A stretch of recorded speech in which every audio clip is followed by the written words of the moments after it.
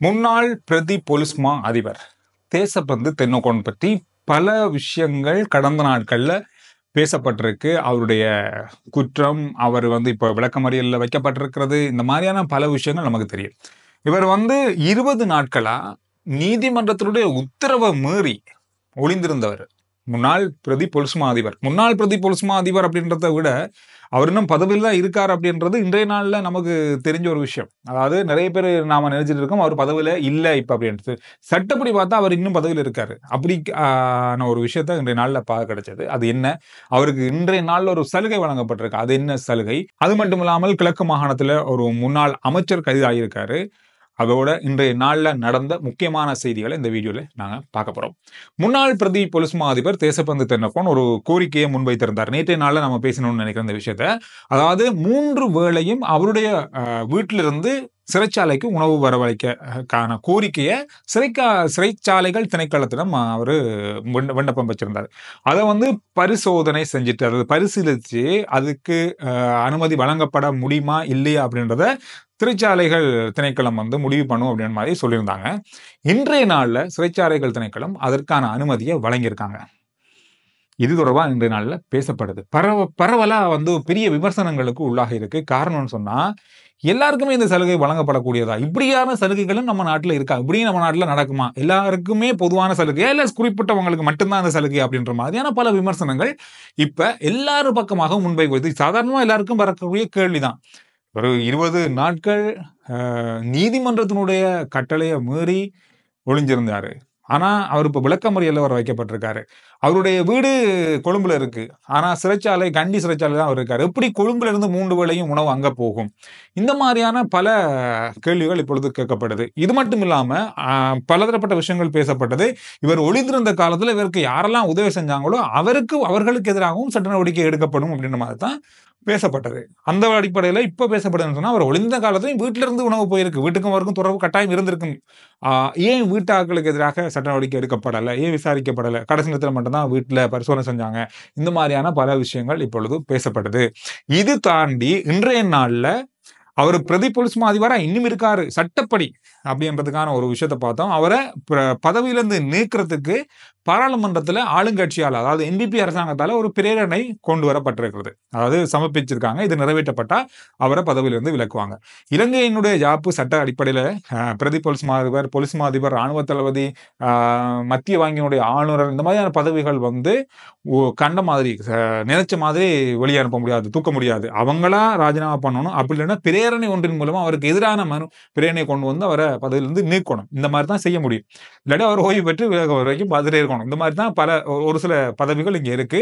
அந்த மாதிரி ஒரு பதவி தான் இந்த பிரதி பொலிஸ்மா அதிபர். சட்டப்படி பார்த்தா அவர் இன்னும் பிரதி பொலிஸ்மா அதிபரா இருக்காரு. இந்த பிரேரணையை இன்றைய நாள்ல அரசாங்கம் கொண்டு வந்திருக்காங்க. சரி, அரசாங்கம் கொண்டு வந்த உடனேயே எதிர்க்கட்சி என்ன செஞ்சாங்க? சஜித் பிரகாஷ் அவர்கள் இதுக்கு நாங்க ஆதரவு வழங்குறோம் அப்படின்னு சொல்லிட்டாங்க.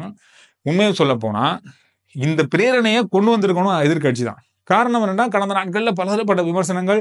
அவங்க தான் சொன்னாங்க, இதை அவரை ஒழிச்சு வச்சிருக்காங்க, அரசாங்கம் தான் ஒழிச்சு வச்சிருக்கு, அரசாங்கம் தான் அவரை காப்பாத்து, இந்த மாதிரி பல விஷயங்கள் மாறி மாறி எதிர்க்கட்சி அவரை காப்பாத்துறாங்கன்னு சொல்லி ஆளுங்கட்சி சொன்னது, ஆளுங்கட்சிக்கு எதிராக எதிர்க்கட்சி சொன்னது, இல்லை நீங்க தான் அதை காப்பாற்றி வச்சிருக்கீங்க, வேணுமென்று அவர் ஒழிச்சு வச்சிருக்கீங்க அப்படின்ற மாதிரி குற்றம் சாட்டப்பட்டது. எதிர்க்கட்சி இந்த பிரேரணையை கொண்டு வந்திருந்தா ஆளுங்கட்சி, அதாவது எம்பிபி இதுக்கு ஆதரவு வழங்கியே இருக்கணும். அது வழங்காம இருக்க முடியாது, கண்டிப்பா வழங்கி இருக்கணும். ஏன் இந்த விஷயத்த எதிர்க்கட்சி செய்ய முடியாம போனது அப்படின்னு தெரியல. ஆனா அதுக்கு ஆதரவு வழங்குறேன்னு சொல்லியிருக்காங்க. ஆதரவு வழங்குறது மூலம் அவங்களே கொண்டு வந்திருந்தா இந்த அரசாங்கம் ஆதரவு வழங்குதா அந்த பிரேரணைக்கு இல்லையா அப்படின்றத கூட பார்த்துருக்கலாம். ஒரு வித்தியாசமான அரசியல் சூழலை இவங்க கொண்டு வந்திருக்கலாம். ஆனா தவற விட்டுருக்காங்க. நான் நினைக்கிறேன் அது அரசியலா இருக்கலாம். ஏதோ காரணத்துக்காக அவங்க கொண்டு வரல. இதுல இன்னொரு விஷயம் என்னன்னு சொன்னா, இப்ப பெருசா பேசப்படுகிற ஒரு விஷயம், கடந்த நாட்கள்ல பேசப்பட்ட ஒரு விஷயம், ஆளுங்கட்சி அதாவது எம்பிபி அரசாங்கம் எப்பவுமே அதாவது குற்றம் செஞ்சவங்களுக்கு எதிராகவே இருக்கும், குற்றவாளிகளை தண்டிக்கிறதுக்கான ஒரு அரசாங்கமாக இருக்கும் அப்படின்னு சொன்னவங்க கண்டிப்பா இதையும் அவங்க செஞ்சிருக்காங்க. அதாவது அதுக்காக தான் நாங்க இந்த பிரேரணையை கொண்டு வந்திருக்கோம் அப்படின்ற மாதிரி அவங்க தங்களுடைய அந்த கொள்கையிலிருந்து இன்னும் மாறல, அப்படிதான் இருக்க, என்ன விமர்சனம் வந்தாலும் நாங்க அப்படிதான் இருக்கோம் அப்படின்றத காட்டிட்டாங்க. இது எதிர்க்கட்சி முந்திருந்தா இதை அவங்களே இந்த பக்கத்தை எடுத்திருக்கலாம் அப்படின்ற மாதிரி இப்ப ஒரு பக்கமா பேசப்படுது. ரைட், இது ஒரு பக்கம் இருக்க.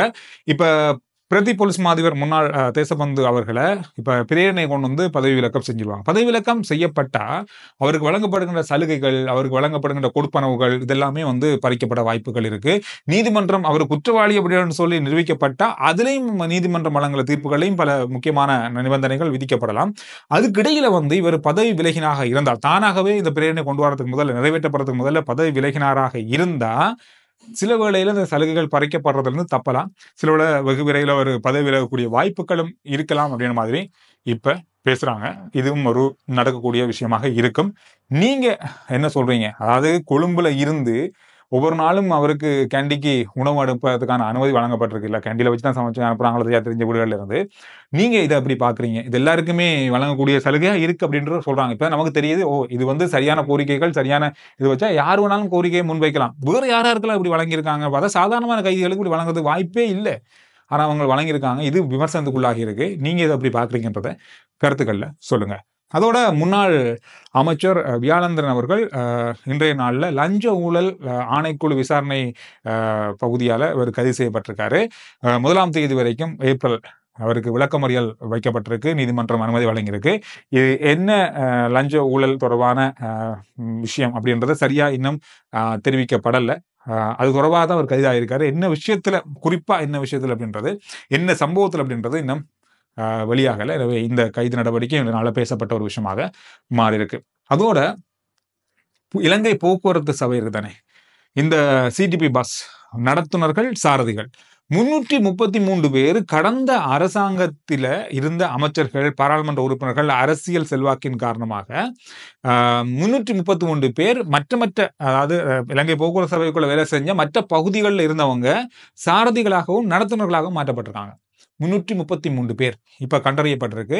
இவங்களை என்ன செய்ய போறாங்கன்னா, மீண்டும் என்னென்ன அவங்க வேலைகள்ல என்னென்ன பதவிகள் இருந்தாங்களோ அதுக்கு கொண்டு வரப்படுறாங்க. அதுக்கு பல சாரதிகள், புதிய சாரதிகள் வந்து அதாவது அனுமதி வழங்கியிருக்காங்க.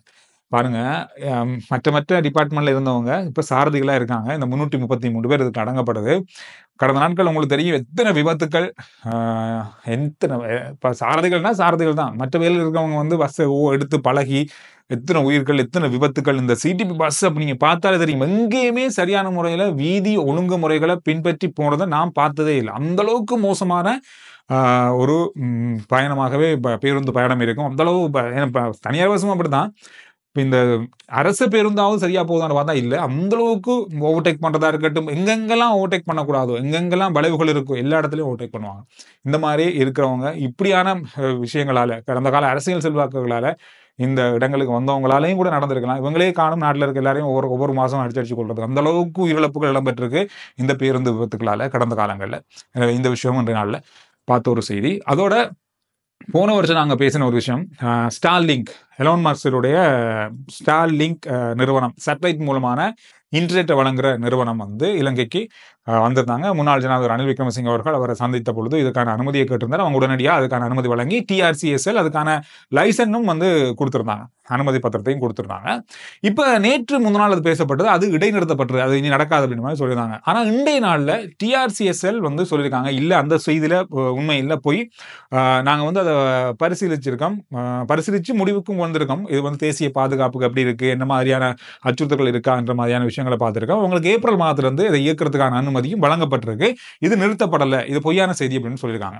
உண்மையை சொல்லப்போ நானே அந்த செய்தியை பார்த்துட்டு, என்னடா ஒரு சேட்டலைட் இன்டர்நெட்டை கூட நம்ம நாட்டில் கொண்டு வர முடியாமல் இருக்கா, அதாவது வந்த நிறுவனத்தையே சரியான முறையில் வழிநடத்தி அதை இதை வந்து சரியா பயன்படுத்த முடியாமல் இருக்கா அப்படின்ற ஒரு விஷயம், விமர்சனம் எனக்கும் இருந்தது. உண்மையை சொல்ல போனால் இலங்கையை பொறுத்தவரையில் ஸ்டார்லிங்க் மாதிரியான இன்டர்நெட் சேவைகள் வந்து கட்டாயம் தேவை. கொஞ்சம் விலையாக இருந்தாலும் கூட சில விஷயங்கள் நம்ம நாட்டிலையும் இருக்கு அப்படின்றத காட்டுறதுக்கு. இப்ப வந்து பாத்தீங்கன்னா கூகுள் பே நம்ம கிட்ட இல்லை, அதோட மட்டும் இல்லாம பேபால், ஆன்லைன் மூலமான எந்த ஒரு பொருட்கள் வாங்கல் ஆப்புகளும் எங்களால பயன்படுத்த முடியாது. ஸ்டார்லிங்க் அப்படின்றது பரவலா உலகத்துல பல நாடுகள்ல, பல மேலத்திய நாடுகள் இருக்கிற சேட்டலைட் இன்டர்நெட். அப்படி இருக்கும்போது நம்ம நாட்டிலையும் அது இருக்கு அப்படின்றது ஒரு முக்கியமான விஷயம் தான். இப்ப இங்க இருக்கிற டாலோக்கா இருக்கட்டும், மொபிட்டலா இருக்கட்டும், மற்ற நிறுவனங்களாக இருக்கட்டும், இந்த மாதிரி விஷயங்களை விரும்ப மாட்டாங்க. ஏன்னா இதுக்குள்ளேயே நாங்க அடிமையா இருக்கோம். அவங்க என்னத்தை கொடுக்கலாம், எந்த ஸ்பீட்ல இன்டர்நெட் கொடுக்கலாம் அதை தான் நாங்க பாவிக்கணும். இன்னும் ஒரு ஆப்ஷன், அதாவது விலை கூடாலும் பரவாயில்ல, நமக்கு நம்மளோட வேலைக்கு இது தேவை அப்படின்னு நினைக்கிறவங்க இதை பெற்றுக்கொள்ளக்கூடியவா இருக்கு. இல்லை பாவிக்கிறாங்களோ இல்லையோ, இந்த சேவை நம்ம நாட்டில் இருக்குது அப்படின்றது ஒரு நல்ல விஷயமா இருக்கும் அப்படின்னு நினைச்சேன். அதை இல்லாமக்கிட்டாங்க அப்படின்னு பார்க்கும்போது இல்லை அது நடக்கும் அப்படின்ற மாதிரி TRCSL சொல்லியிருக்காங்க. ஓகே, நல்ல விஷயம் தான் இது. அந்த விஷயத்தையும் இந்த நாளில் பார்க்கக்கூடியதாக இருந்தது. அதோட இன்னும் ஒரு விஷயம் யாழ்ப்பாணத்தில் நடந்திருக்கு. நேற்றைய நாளில் நடந்த சம்பவம் இது. 1987ஆம் ஆண்டு இந்திய அமைதிப்படை யாழ்ப்பாணத்தில் இருந்த பொழுது ஒரு குடும்பத்தில் உள்ள அம்மா மகன் 2 பேரும் வந்து சுட்டுக் கொல்லப்பட்டிருக்காங்க. இவங்களுடைய உடல்கள் வந்து அவங்களுடைய காணியிலேயே அடக்கம் செய்யப்பட்டிருக்கு. அதற்கு அடக்கம் செய்யப்பட்ட இடத்தில் ஒரு அடையாளம் வைக்கப்பட்டிருக்கு. மற்ற பிள்ளைகளும் தகப்பனாரும் வந்து வெளிநாட்டுக்கு போயிருக்காங்க. இப்ப வெளிநாட்டுக்கு போன காலத்துல இருந்து பிள்ளையிட்ட சொல்லியிருக்காரு அப்படின்னு சொன்னா, இந்த இடத்துல நம்ம அம்மா மகனையும் அடக்கம் செஞ்சோம். ஒரு காலத்துல போய் நம்மளுடைய இந்து முறைப்படி அவங்களுக்கான கிரியைகள் செஞ்சு நம்ம அடக்கம் செய்யணும் அப்படின்னு சொல்லியிருக்காரு. அவர் அண்மையில ஒரு காலமா இருந்தாரு. மற்ற பிள்ளைகள் வந்து நாட்டுக்குள்ள வந்து நீதிமன்றத்தினுடைய உத்தரவை கேட்டு உத்தரவின்படி அந்த இடத்துல அந்த உடலங்களை கிண்டி எடுத்து நேற்றைய நாளில் தங்களுடைய முறைப்படி அந்த உடல்களை அடக்கம் செஞ்சாங்க. அந்த பாகங்களை அடக்கம் செஞ்சிருக்காங்க. இந்த விஷயம் செய்தியில பார்த்த ஒரு விஷயமாக இருந்தது. RJ Chandru report YouTube channel, Facebook page, WhatsApp channel, இதெல்லாத்தையும் ஃபாலோ பண்ணுங்க. அடுத்த வீடியோவில் நான் உங்களை சந்திக்கிறேன்.